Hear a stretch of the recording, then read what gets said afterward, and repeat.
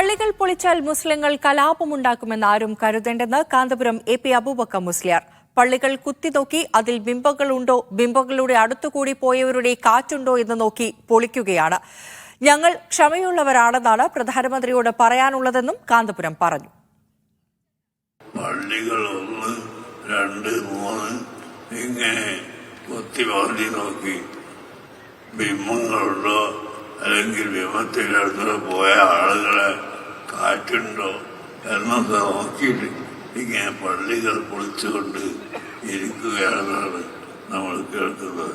അങ്ങനത്തെ സംഭവങ്ങൾ ഉണ്ടാക്കി മുസ്ലിങ്ങളെ വികാരം കൊണ്ടിട്ട് കുഴപ്പമുണ്ടാകുമെന്ന് അത് ധരിക്കണ്ട. വിവേകം നഷ്ടപ്പെടുത്തി ജനങ്ങളെ കുഴപ്പത്തിലേക്ക് വലിച്ചിടാം എന്നാലും കരുതരുത്.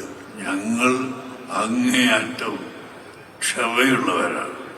ക്ഷമിച്ചിട്ട് അതുകൊണ്ട് നമ്മൾ ഭീരുക്കളാണ് എന്നല്ല അതിൻ്റെ അർത്ഥം. നമ്മൾ ക്ഷമയുള്ളവരാണ്. നാട്ടിൽ കുഴപ്പമുണ്ടാക്കാൻ ഒരിക്കലും നാം അനുവദിക്കുകയില്ല. കുറച്ച് അവിടെ 4 പള്ളിയിൽ